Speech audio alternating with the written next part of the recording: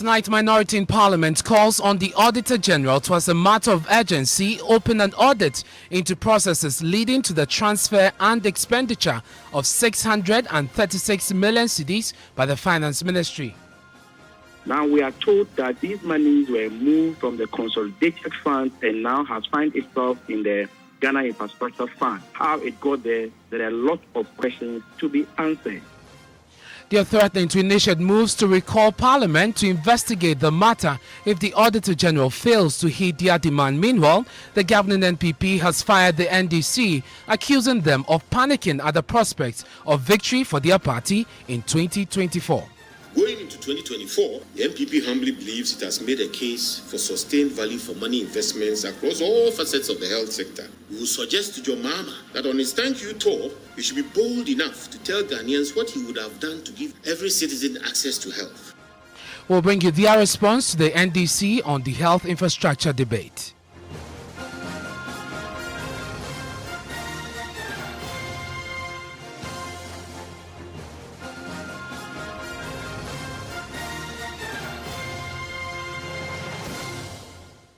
And top story is brought to you by Gasem, the Nation Builder, and Vodafone. Together we can.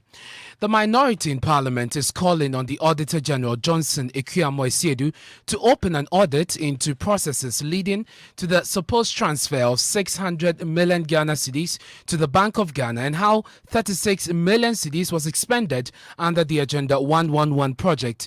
They are warning failure to do so in the next 2 weeks will leave them with no option than to collect signatures from members of Parliament to trigger a recall of the House to investigate the issue. The minority first raised these concerns after government launched Agenda 111, expected to deliver some health infrastructure, at least a district hospital, one that meets world-class standards. Well, government said the project will cost almost $17 million, specifically 16.88 at each of the 88 districts that were ready to take off at the time of the launch. But ranking member on the Health Committee, Kwabena Minta-Kando, insists even before the launch, monies had already been expended and government must render proper accounts. And there are a lot of questions that must be answered than the answers they have provided. I mean, how can you caption money that has not been spent as utilized or released? And we are talking about money that was released and spent in 2020, not 2021. So you couldn't have corrected that in the 2021 main budget. You couldn't do that in the 2021 mid-year review budget. Now we are told that these monies were moved from the consolidated fund and now has found itself in the Ghana Infrastructure Fund. How it got there are a lot of questions to be answered. Now, this is what we are going to do. We are going to go in a direction where the Ministry of Health will be summoned before Parliament. Because you see, before any money will be released for the purposes of operation for the Ministry of Health, there should be a warrant that will be generated from somewhere. Was a warrant generated from the Ministry of Health, and the Ministry of Finance will be invited, the Controller will be invited, Bank of Ghana will be invited, Ghana Infrastructure Fund will be invited, and we are going to do the tracing of the money and get to its final destination, if indeed the money is there. That is Kwabena Minta-Kando, the ranking member on the Health Committee of Parliament. The Finance Ministry issued a statement explaining that the 600 million cedis had been transferred to the Bank of Ghana and explained how the other 36 million was expended. But the minority maintains that the statement begs more questions. We'll hear from them shortly. But Deputy Finance Minister Dr. John Kuma has been addressing the concerns raised by the minority. Listen.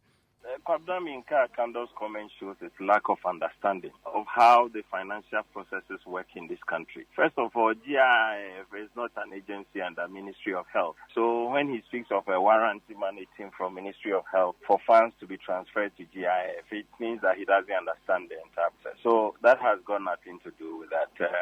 Government of Ghana, as has already been announced, has made provision for 600 million Ghana cedis for the commencement of this project. And so far, we are prepared to raise further funding to ensure the completion of this project. So if they have any further questions, we are always glad, but shows that he doesn't understand how financial transactions are done in the Ministry of Finance. So for clarity, the 600 million cedis allocated has not been spent. It's rather been allocated for this project. So yes, the money has not been spent. That is the Deputy Finance Minister, Dr. John Kuma, speaking to my colleague Elton Brobe. But as you may know, there are two sides of the issue. The calls for proper accountability by the minority in Parliament and the debate by the parties on their respective track record in health infrastructure. You heard from John Mahama in the course of the week during his thank you tour. Today, the governing NPP has waded in the debate and the controversy with an official party response. My colleague Kweku Asante was at that news conference and joins me in the studio. Kweku, they attempt to respond to the issues raised by the minority. First, the 600 million Ghana cedis. What was Yababian's response to this? Right. According to Yababian Samoa, who is communication director of the New Patriotic Party, he sort of toes the line of the finance ministry and says that the NDC's position is a general lack of awareness of how the finance system works. They explain that there is nothing that the governing New Patriotic Party, together with its ministers, are trying to hide from Ghanaians, for which reason they think that the NDC are only trying to throw spokes in the tires of the NDC. You can listen to him. Instead of being happy for all of us, the minority is accusing government of chopping project money. The 636 million, as detailed in Appendix 4D and 4E of the 2021 mid-year budget review, will all go to deliver Agenda 111 for you. Unlike the NDC, a proper government like the MPP does not chop what has not been disbursed. The work done so far over the last 12 months and over to ensure that a district capital hospital with up to 100 beds can be delivered at $16.8 million rather than the $45 million or so dollars under the Mahama NDC. And in preparing those sites for 111 projects, it has cost us 36 million. We call it ensuring value for money. The 87 sites, soil testing, quantity surveying, everything. So that is the NPP's response to the issue of the 600 million Ghana cedis. But in the NDC statement, they also questioned government's ability to deliver the hospitals to meet world-class standard because of the amount involved. The NPP responded to this. Right. According to Yababian Samoa, if you look at some of the infrastructural developments that the NDC undertook whilst they were in office, it's completely at variance with the kind of costing that the government, this current government, is doing towards Agenda 111. They sort of allege that the NDC's period was littered with a lot of inflated projects, among others. But they are very certain that this 16.8 million cedis that government has budgeted for each district hospital, dollars, I beg your pardon, is what can do this project. On one hand, we have chopped the money. On the other hand, the money is not enough. This is the NDC for you. Answer. The allocation of $16.88 million per district hospital is based on the current pricing of the design produced in Ghana by Ghanaians and priced by Ghanaians. One of the key challenges of the program was to design a fitting hospital that meets Ministry of Health specifications but be cheaper to build. To a large extent, this has been achieved. The Ministry of Health has approved the designs and the pricing is in respect of today's market prices for materials. That's why earlier I said we're delivering nearly 3 district hospitals for the price of one by John Mahama. So that is, again, their response to the amount of money that has been allocated for this project. But of course, they respond to John Mahama and the NDC as far as the debate about health infrastructure record is concerned. Right. They go on to say that the only reason why the NDC seem to be on a trajectory against this project is because they know that if this project is successfully implemented, the NDC's electoral fortunes will completely dwindle. They go on to raise some issues about the current thank you tour that the former president Mahama is embarking on. They're asking him, what exactly is he thanking Ghanaians for? And so they raise a number of issues which we'll be bringing to you in our subsequent bulletins. That's my colleague Kweku Asante.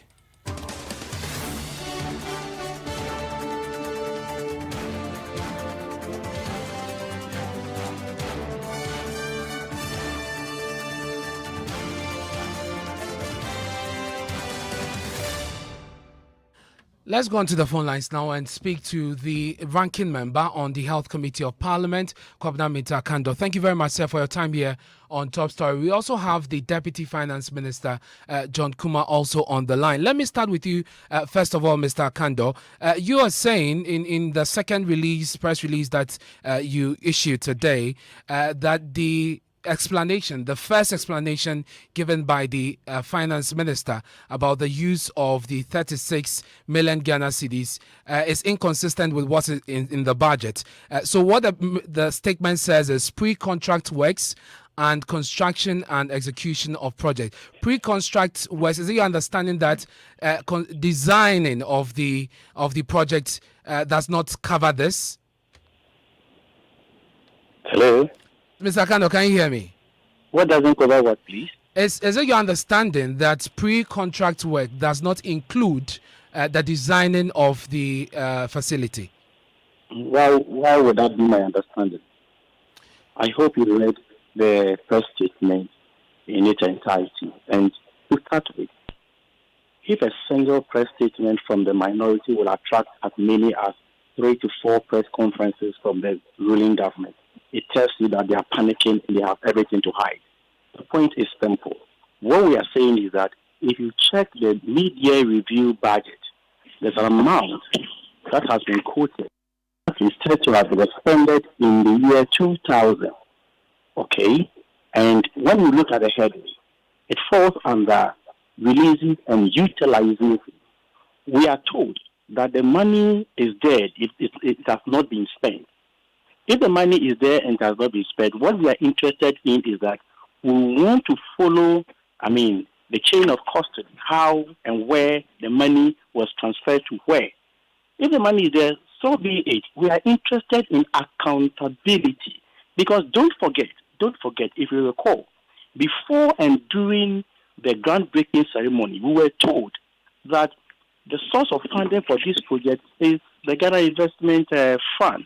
The Ghana Infrastructure Investment Fund. That's what we were told. We were never told that they were going to,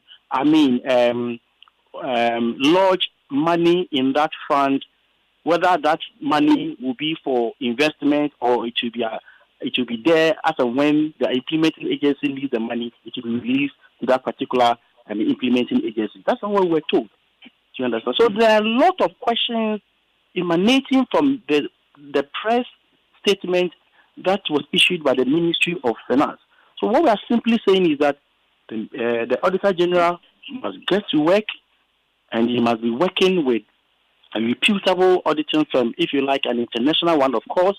And failure to do that, we too, as members of Parliament, will play oversight responsibility over the executive, and will perform our role. That's all we are saying.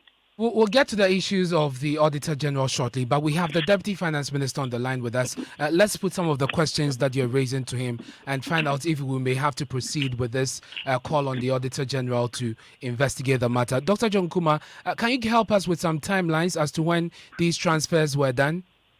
Yes, thank you very much. Good evening to your listeners, and good evening to Honorable Akando. Did Honorable Akando say we are panicking? This is very ridiculous. They are rather making unsubstantiated claims. Initially, they said we have wasted 600 million cedis even before we cut a sword for the project. And when we show them where the money is, they said we are having different press conferences and panicking. They are rather panicking. They want to share the sign of His Excellency the President on Agenda 111. So they keep raising baseless issues. But Dr. Kuma, to be fair with them, the issues they raise is backed by what they say in the media budget review, a copy of which I have in front of me. And so the issue they raise is in there, right there. It's not about whether it's in, but their inability to interpret it properly is the problem. So help us understand. And the matter in issue, I wish you had not brought the ranking on health, but the ranking on finance. This is with due respect to my brother. Because these are not health matters. These are financial matters. So he will not be able to appreciate it. Because in the afternoon, I heard him talking about he chasing a warrant from Ministry of Health, which will have nothing to do with funding meant for GIF. The Ghana Infrastructure and Investment Ministry of Health. So if that's where he's starting his research from, obviously he's wrong from the beginning. Dr. Kuma, can you say that again? That the Ghana Investment Fund is not what? It's not an agency under Ministry of Health. Okay. And so if he goes searching for warrants of payment from Ministry of Health, he should tell you that he's already lost right from the word go. And he may not understand how the financial structure goes. So that's point one. And the issues he raised in the press conference, I mean, it's so difficult to understand. But like I'm saying, I can pardon him because these are not health issues. These are financial issues, and it would have been better if he allowed the ranking.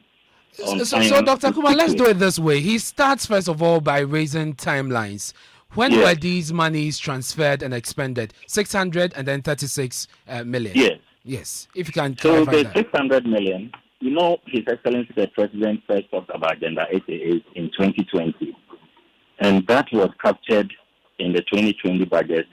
An amount of 600 million Ghana cedis was made into a dedicated fund, pending the finalization of the contractual arrangement.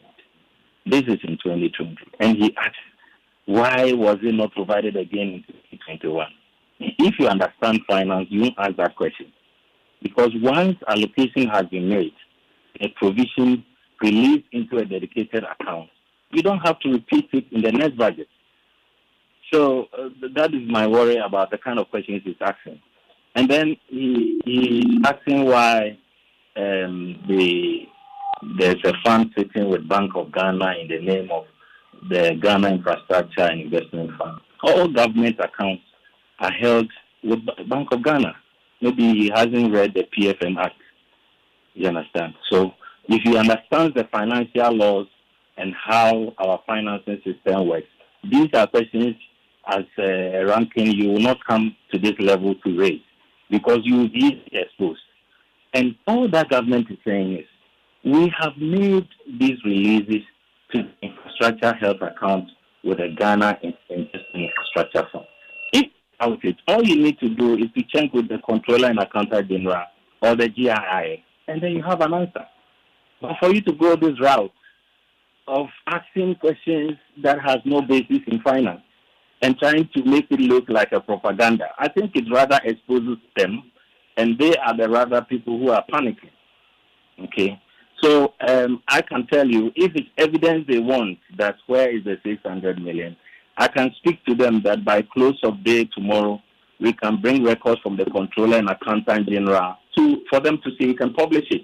If it's evidence of the 600 million. Initially, they said we have used it. We showed you where it is. Now you are dancing around it and raising faceless questions.